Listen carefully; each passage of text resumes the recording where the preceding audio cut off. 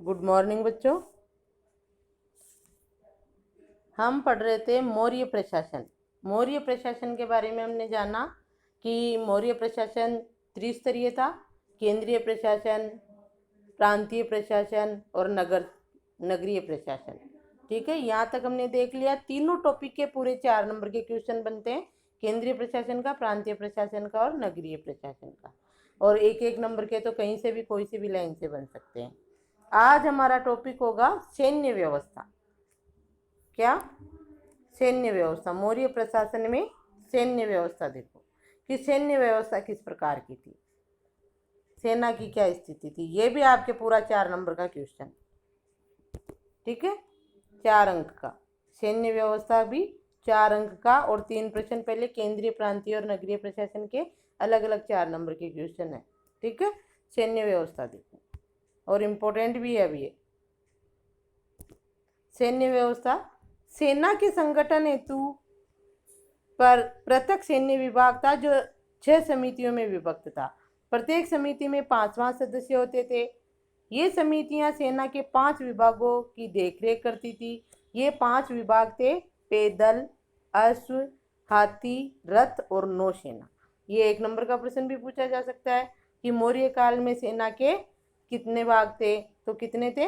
5। कौन कौन से? पैदल सेना हुआ करती थी, अश्व सेना, अश्व यानी घोड़े पर बैठ के लड़ते थे, हाथी सेना हुआ करती थी, रथ सेना और नौसेना यानी जल सेना भी उस समय हुआ करती थी। और सेना का जो संगठन था, सैन्य विभाग जो था, उसमें 6 समितियां थी और 6 समितियों में से प्रत्येक समिति में 5 सदस्य थे, जैसे नगरीय शासन में थे ना, उस तरह से। और सेना के भी 5 विभाग थे। तो आप ये ध्यान रखोगे कि सैन्य संगठन हेतु जो है अलग से सैन्य विभाग था और सैन्य विभाग में 6 समितियां थी, प्रत्येक समिति में 5 सदस्य होते थे। और ये 6 समितियां जो होती थी 5 सदस्यों की, ये 5 विभागों की देखरेख करती थी। विभाग कितने होते थे? 5 विभाग। कौन कौन से? पैदल, अश्व, हाथी, रथ और नौसेना। ये तो 1 नंबर का बनेगा, बाकी 4 नंबर में तो करना ही है आपको। सैनिक प्रबंधन की देखरेख करने वाला अधिकारी अंतपाल कहलाता था। जो सैनिक प्रबंधन की देखरेख करता ना अधिकारी, वो क्या कहलाता था? अंतपाल। ये 1 नंबर का प्रश्न भी पूछा जा सकता है कि अंतपाल का क्या कार्य था, मौर्य काल में अंतपाल का क्या कार्य था। तो क्या कार्य था? सैनिक प्रबंधन की देखरेख करना। और भी आगे सीमांत क्षेत्रों का व्यवस्थापक भी अंतपाल होता था। तो 2 कार्य हो गए अंतपाल के। कौन कौन से? सैनिक प्रबंधन की देखरेख करना और सीमांत क्षेत्रों का की व्यवस्था करना, ये अंतपाल के कार्य। ठीक है, तो आपको 4 नंबर का याद होगा तो आप 1 नंबर के भी आसानी से लिख सकते हो। और 1 नंबर के याद कर लो वैसे कि मौर्य काल में सेना के कितने विभाग थे? 6। प्रत्येक विभाग में कितने सदस्य होते थे? 5। विभागों को कितने भागों में बांटा गया था? नाम लिखिए। तो 5 विभागों में। फिर ये पैदल, अश्व, रथ। अंतपाल का आपको पता है कि अंतपाल कौन था, क्या कार्य था। तो आप 1 नंबर का याद है तो ये भी लिख सकते हो। ठीक है, तो अंतपाल कौन था? अंतपाल जो है मौर्य काल में सैनिक प्रबंधन की देखरेख करने वाला था और वो सीमांत क्षेत्रों का व्यवस्थापक भी होता था। या ये पूछ ले कि अंतपाल के क्या कार्य थे, तो ये लिख दो। मेगस्थनीज की इंडिका के अनुसार चंद्रगुप्त मौर्य के पास 6 लाख पैदल, 50,000 अश्वरोही, 9,000 हाथी तथा 800 रथों से सुसज्जित विराट सेना थी। किसके अनुसार? मेगस्थनीज की इंडिका पुस्तक है। मेगस्थनीज की इंडिकार उधर कौटिल्य की अर्थशास्त्र के अनुसार हमें मौर्य प्रशासन के बारे में पता चलता है। तो ये सैन्य व्यवस्था में आपका पूरा पैराग्राफ आएगा। 4 नंबर का प्रश्न और 4-5 जो है छोटे प्रश्न 1-1 नंबर के बन गए इसमें। तो आपको पूरा ढंग से करना है। ये भी पूछा जा सकता है इंडिका के अनुसार मौर्य प्रशासन की सैन्य व्यवस्था को बताइए या सैनिकों की संख्या बताइए, कुछ भी। तो ये हो गई सैन्य व्यवस्था। अब है न्याय व्यवस्था। ये वेरी वेरी इम्पोर्टेंट। इस बार भी मैंने इसको खूब अच्छे से तैयार करवाया था वैसे, है ना। इस बार नहीं आई तो आपकी आ जाएगी। सैन्य व्यवस्था, न्याय व्यवस्था। न्याय व्यवस्था देखो कैसी थी उस समय। सम्राट न्याय प्रशासन का सर्वोच्च अधिकारी तो था। अंतिम न्याय कौन करता था? सम्राट, राजा ही करता था। निचले स्तर पर ग्राम न्यायालय थे। सर्वोच्च स्तर पर तो कौन होता था? सम्राट। और निचले स्तर पर ग्राम न्यायालय, गांव के मैंने पढ़ा ना, वो गोप था, 10 गांवों का मुखिया कहलाता था। तो ग्रामीण स्तर पर भी न्यायालय थे। ठीक है। जहाँ ग्रामीण या ग्राम वृद्ध अपना निर्णय देते थे, इसके ऊपर संग्रहण, द्रोणमुख, ग्रामीण या ग्राममुख, संग्रहण, द्रोणमुख, स्थानीय और जनपद स्तर के न्यायालय भी होते थे। सबसे ऊपर पाटलिपुत्र का केंद्रीय न्यायालय था, जिसमें कौन करता था न्याय? स्वयं सम्राट। ग्राम संघ और राजा के न्यायालय के अतिरिक्त अन्य सभी न्यायालय दो प्रकार के होते थे। कितने प्रकार के होते थे? दो प्रकार के। दो तो थे। ग्राम संघ, ग्राम संघ यानी वो गांव का न्यायालय, जिसमें कोई भी गांव में विवाद हो जाता तो गांव के वयोवृद्ध यानी बड़े जो 5 पंच होते थे गांव के, वो ही बैठकर जो है निर्णय कर देते थे, या ग्रामीणी जो गांव का मुखिया बनाया हुआ होता था वो ही फैसले कर देता था। तो वो तो बिल्कुल निम्न स्तर का न्यायालय। और केंद्रीय स्तर का न्यायालय, सबसे सर्वोच्च स्तर का न्यायालय जो कौन सा था? केंद्रीय न्यायालय। और उसमें न्याय का कार्य कौन करता था? स्वयं राजा।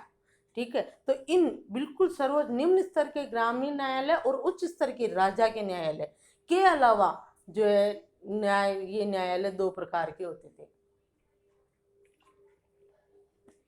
ठीक है। तो आपको न्याय व्यवस्था में पहले तो ये लिखना है कि सर्वोच्च न्यायालय तो कौन करता था?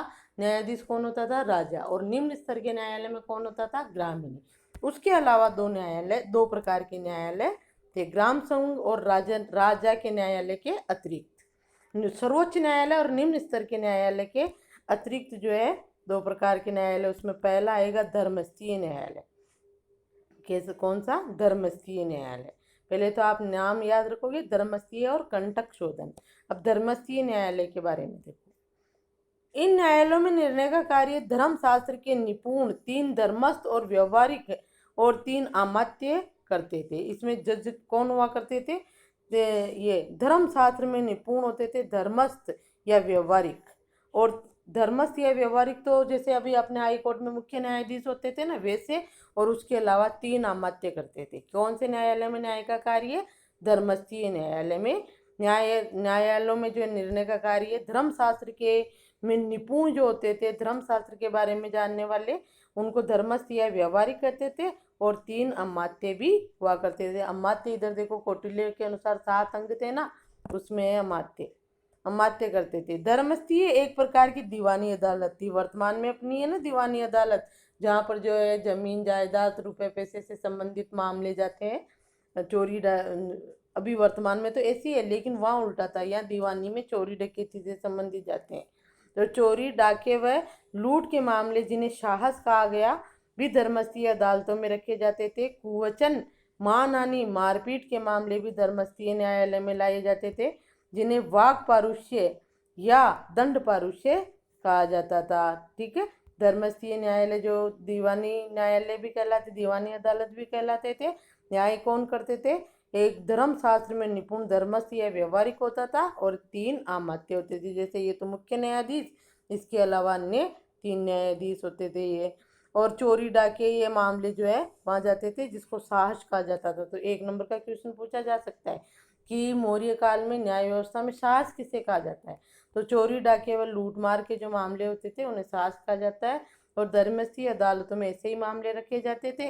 कुवचन, मानहानि, मारपीट के मामले भी धर्मस्थीय न्यायालय में ले जाए जाते थे, जिन्हें वाक पारुष्य या दंड पारुष्य कहा गया। ऐसे मामलों को जो ये थे ना, मानहानि, कुवचन, किसी को गलत बोल दिया, मारपीट के छोटे मोटे जो मामले होते थे, उनको जो है वाक पारुष्य या दंड पारुष्य कहा जाता था। ठीक है। और चोरी डाके और लूट के मामलों को साहस कहा जाता था। ये हो गया धर्मस्थीय न्यायालय। ठीक है। अब है कंटक शोधन, दूसरा प्रकार, दूसरा न्याय व्यवस्था का दूसरा प्रकार कंटक शोधन। ये फौजदारी अदालतें थी।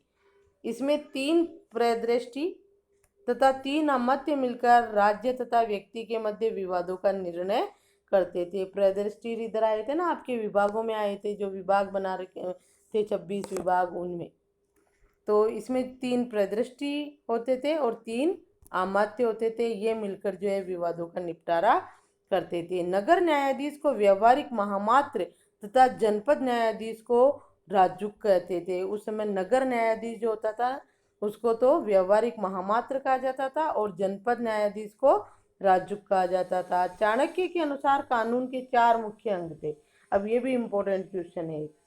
चाणक्य के अनुसार कानून के कितने अंग थे? चाणक्य कौन? कौटिल्य, एक ही बात है।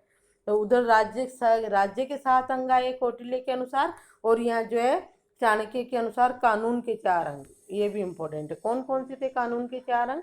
धर्म, व्यवहार, चरित्र और शासन। ये चाणक्य या कौटिल्य के अनुसार जो है कानून के 4 अंग थे। ठीक है, तो ये हो गया आपका कंटक शोधन, या पूरा पूरा वर्णन करना है। ये 1 नंबर का इंपॉर्टेंट क्वेश्चन है, चाणक्य के अनुसार कानून के कितने अंग थे। तो न्याय व्यवस्था हो गई। न्याय व्यवस्था में आपको अच्छे से अपने पढ़कर समझकर अपने मन से लिखना है कि सम्राट न्याय प्रशासन का जो है सबसे सर्वोच्च अधिकारी होता था। निचले स्तर पर ग्राम न्यायालय होते थे, उसका जो है न्याय करने वाला या न्यायालय निर्णय देने वाला ग्रामीण या ग्राम के वयोवृद्ध हुआ करते थे। और इसके अलावा जो है, यहाँ से लिख दो, फिर ये जनपद ये लिखना जरूरी नहीं। इसके अलावा जो है 2 प्रकार के न्यायालय होते थे। इसके किसके? निचले निचले निचले स्तर के न्यायालय जो ग्राम न्यायालय होते थे, और जो सर्वोच्च न्यायालय जो राजा न्याय करता था, केंद्रीय न्यायालय। उसके अलावा 2 प्रकार के न्यायालय होते थे, धर्मस्थीय और कंटक शोधन, और इन दोनों का वर्णन करना है आपको। ठीक है, अब हो गया ये न्याय व्यवस्था हो गई, जो बहुत इंपॉर्टेंट है आपके इस साल के लिए। अब मौर्यकालीन समाज का वर्णन कीजिए। ये भी 4 अंक का प्रश्न, और ये न्याय व्यवस्था वाला भी पूरा 4 अंक का इम्पोर्टेंट क्वेश्चन। सैन्य व्यवस्था भी 4 अंक का प्रश्न, और छोटे बन रहे हैं वो लगिए। मौर्यकालीन समाज देखो आप, मौर्यकालीन समाज जो है कौटिल्य के अनुसार और मेगस्थनीज के अनुसार, ये दोनों ने अलग अलग जो अपने अपने बुक्स में बताए। कौटिल्य ने अपने अर्थशास्त्र में, मेगस्थनीज को ने अपनी इंडिका में। तो आपको भी इसका वर्णन ऐसे ही करना है। मौर्यकालीन समाज का पर टिप्पणी लिखिए या मौर्यकालीन समाज का वर्णन कीजिए, इस प्रकार का प्रश्न होगा। तो आप पहले लिखोगे कौटिल्य के अनुसार मौर्यकालीन समाज, कौटिल्य के अनुसार लिखकर उसका वर्णन, फिर नीचे अलग मेगस्थनीज के अनुसार मौर्यकाल का समाज, दोनों का अलग अलग करना है। तो देखो अब आप मौर्यकालीन समाज, कौटिल्य का अर्थशास्त्र, मेगस्थनीज कृत इंडिका तथा अशोक के अभिलेखों से मौर्यकाल की सामाजिक व्यवस्था की जानकारी मिलती है। मौर्यकाल की सामाजिक व्यवस्था की जानकारी हमें किस किस से मिलती है? कौटिल्य के अर्थशास्त्र से, मेगस्थनीज की इंडिका से, और अशोक के अभिलेखों से। कौटिल्य ने वर्णाश्रम व्यवस्था को सामाजिक संगठन का आधार माना है। कौटिल्य ने 4 वर्णों के व्यवसाय भी निर्धारित किए हैं। 4 वर्णों के अतिरिक्त कौटिल्य ने अन्य जातियों जैसे निषाद, पार्श्व, रथकार, क्षता, वेदेयक, सूत, चांडाल आदि का उल्लेख भी किया है। तो यहाँ तक तो है कौटिल्य के अनुसार समाज कि कौटिल्य ने जो अपने अर्थशास्त्र में समाज को 4 वर्णों में बांटा। ब्राह्मण, क्षत्रिय, वैश्य, शूद्र जो 4 वर्ण थे, उनके अलावा भी जो है ये जातियां भी मौर्य काल में हुआ करती थी, जो नगरों में और सभी जगह निवास करती थी। तो ये यहाँ तक तो कौटिल्य के अनुसार वर्णन। अब मेगस्थनीज ने अपनी इंडिका में क्या लिखा देखो। मेगस्थनीज की इंडिका में भारतीय समाज का वर्गीकरण 7 जातियों में किया। दार्शनिक, किसान, पशुपालक, शिकारी, कारीगर या शिल्पी। सैनिक, कारीगर या शिल्पी एक ही बात है ना, कारीगर या शिल्पी। सैनिक, निरीक्षक, सभासद तथा अन्य शासक वर्ग। ये जो है मेगस्थनीज ने 7 जातियां बताई। मेगस्थनीज ने अपने वर्गीकरण में जाति, वर्ण और व्यवसाय के अंतर को बुला दिया। मेगस्थनीज ने जाति, वर्ण और व्यवसाय में जो अंतर था ना, पहले उस समय से होता करता था कि जिस व्यक्ति ने जिस कुल में, जिस जाति में जन्म लिया है वो वही कार्य करेगा। तो इस तरह का जो है वर्णन मेगस्थनीज ने अपनी इंडिका में नहीं किया, बुला दिया, भूल गया वो कौन? मेगस्थनीज। तो ये मौर्यकालीन समाज का होगा, और इसमें समाज में ही आएगी स्त्रियों की स्थिति भी।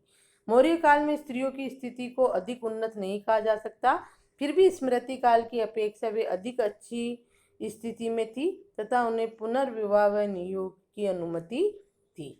ये स्त्रियों की स्थिति भी समाज में ही आएगी। तो समाज का वर्णन आपको यहाँ तक करना है। मौर्य काल में स्त्रियों की स्थिति इतनी अच्छी नहीं हम मान सकते, लेकिन फिर भी अच्छी थी कि उनको जो है पुनर्विवाह करने का, पहले तो होता था ना, विधवा हो जाती स्त्री तो उसको जो है दूसरा विवाह नहीं करने दिया जाता था, उसके साथ बहुत अत्याचार होता था समाज में। लेकिन मौर्य काल में ऐसा नहीं था। पुनर्विवाह करने की अनुमति थी। नियोग का मतलब होता है कि अगर किसी लड़की की शादी कर दी और वो उस घर में नहीं रह पा रही है, वो लोग उस पर अत्याचार कर रहे हैं, अत्याचार वो सहन नहीं कर पा रही, तो जैसे तलाक होता है ना, उस तरह की व्यवस्था भी उस समय थी। ठीक है, तो हम इनसे ये देखते हैं कि ऐसा तलाक या पुनर्विवाह या अत्याचार जैसा का व्यवहार औरतों के साथ होता था उस समय, तभी ये बताया गया पुनर्विवाह नियोग, है ना। तो ज़्यादा अच्छी स्थिति नहीं थी स्त्रियों की। तो ये भी समाज में ही आएगा स्त्रियों की स्थिति। तो इसमें जो है आप समाज में पूरा वर्णन करोगे यहाँ तक स्त्रियों की स्थिति का तक का पूरा अलग से हेडिंग डाल लेना। समाज में 3 एक डालो, मेगस्थनीज के अनुसार, पहले कौटिल्य के अनुसार समाज, मेगस्थनीज के अनुसार, और फिर स्त्रियों की स्थिति डाल के ये कर दो। ठीक है, ये हो गया अपना पूरा मौर्य प्रशासन और मौर्य वंश भी समाप्त हुआ। इसके बाद जो है हम आगे देखेंगे शुंग वंश पढ़ेंगे। शुंग वंश पता है आपको? शुंग वंश की स्थापना किसने की? पढ़ लिया था हमने। शुंग वंश की स्थापना पुष्यमित्र शुंग ने अंतिम मौर्य सम्राट बृहदत्त की हत्या करके की थी। तो अब जो है जैसे मौर्य प्रशासन पूरा हुआ तो पुष्यमित्र शुंग ने मौर्य काल के बाद जो वंश के बाद शुंग वंश की स्थापना कर ली। तो हम शुंग वंश पढ़ेंगे। ठीक है, किताब में आप ये मानचित्र वगैरह देखना, जैसे ये 16 महाजनपदों का मानचित्र है, ये रहे आपके डारगढ़, अंग, मगध, काशी, कौशल, ये जो है ये सारे थोड़ा सा देखना इनको कि कौन सा महाजनपद कहाँ पर था। और सबसे शक्तिशाली महाजनपद कौन सा बना, तो वो कहाँ है इसमें, ये रहा मगध, है ना। ये सबसे शक्तिशाली जिसने इनको जीत कर अपने साम्राज्य में मिला लिया। इस तरह आप थोड़ा सा मानचित्रों का अध्ययन भी करोगे। मानचित्र को देखना, ये मौर्य साम्राज्य के प्रमुख राजनीतिक केंद्र थे। अपन ये पढ़ा ना अपन ने, तक्षशिला, उज्जैन, पाटलिपुत्र, ये तोसाली, ये कलिंग यहाँ पर है उड़ीसा में, यही तोसाली, ये है ना राजधानी थी। और इसके बाद आपके ये सांची का स्तूप किसने बनवाया? सांची का स्तूप मध्य प्रदेश में है, पढ़ा था हमने। मध्य प्रदेश के कौन से वहाँ है?